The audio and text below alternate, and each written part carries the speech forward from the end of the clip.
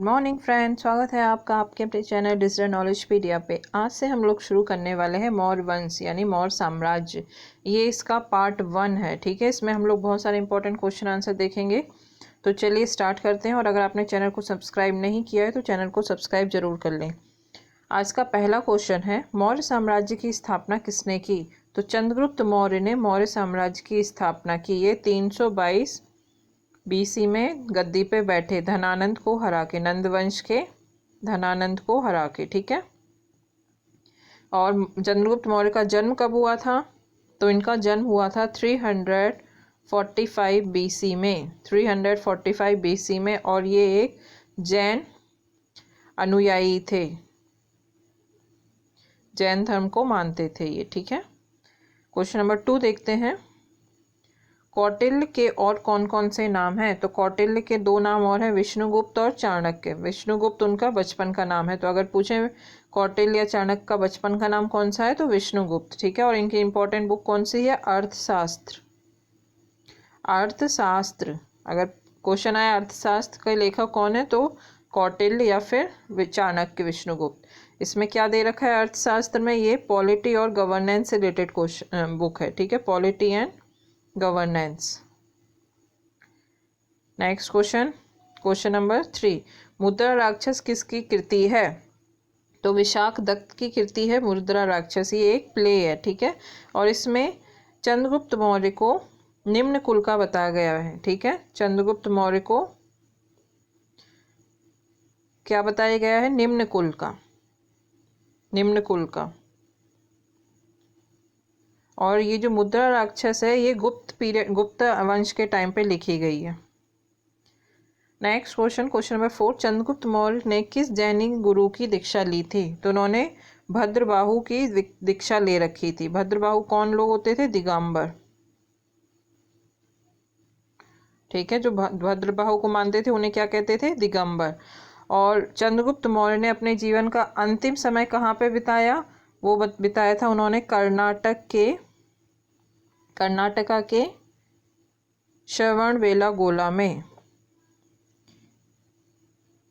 श्रवणबेलागोला में उन्होंने अपना अंतिम समय बिताया।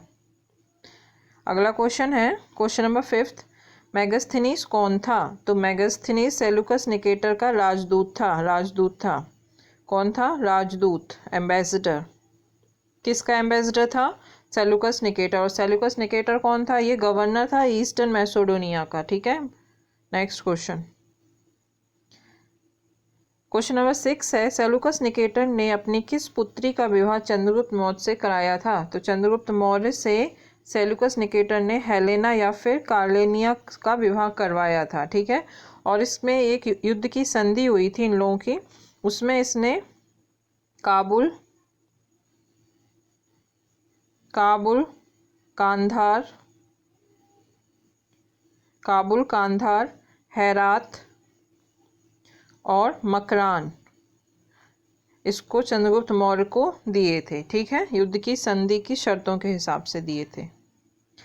मेगास्थनीज द्वारा लिखित पुस्तक कौन सी थी? तो मेगास्थनीज ने कौन सी बुक लिखी थी? बहुत इंपॉर्टेंट है, इंडिका। ठीक है, सेल्यूकस निकेटर का ये राजदूत था। नेक्स्ट क्वेश्चन है, चंद्रगुप्त मौर्य और सेल्यूकस निकेटर के हुए युद्ध का वर्णन किसने किया है? तो एपिनास जो थे, एपियानस यूनानी विद्वान थे एक, इन्होंने इन दोनों के बीच में जो युद्ध हुआ था 305 बीसी में हुआ था, उस युद्ध का वर्णन किया है। ठीक है, अगला क्वेश्चन है, क्वेश्चन नंबर 9 है, जस्टिन एक जो यूनानी लेखक था उसने चंद्रगुप्त मौर्य को क्या कहा है? तो उसने जस्टिन जो था उसने सेंड्रोकोटस कहा है। ठीक है, चंद्रगुप्त मौर्य को क्या कहा है? सेंड्रोकोटस। और इसकी पहचान किसने की थी? William Jones. मतलब विलियम जोन्स ने ही बताया था कि जस्टिन ने जिसको सेंड्रोकोटस कहा है वो चंद्रगुप्त मौर्य ही है। ठीक है, नेक्स्ट क्वेश्चन देखते हैं, क्वेश्चन नंबर 10। क्वेश्चन नंबर 10 है, चंद्रगुप्त मौर्य ने किसकी गुलामी से पश्चिमोत्तर भारत को मुक्त कराया था? तो सेल्यूकस निकेटर की गुलामी से ही उसने, चंद्रगुप्त मौर्य ने पश्चिमी उत्तर भारत को मुक्त करवाया था। अगला क्वेश्चन है क्वेश्चन नंबर 11। जस्टिन के अनुसार चंद्रगुप्त मौर्य की सेना में कितने हाथी थे? तो जस्टिन कौन है? यूनानी लेखक है ये, ठीक है, यूनानी राइटर है ये। कितने हाथी थे? 9000 हाथी थे, ठीक है, 9000। कितने हाथी थे? 9000 हाथी थे, ठीक है। और इसके पास रथ कितने थे? 8000 रथ थे, ठीक है, 8000 इसके पास रथ थे।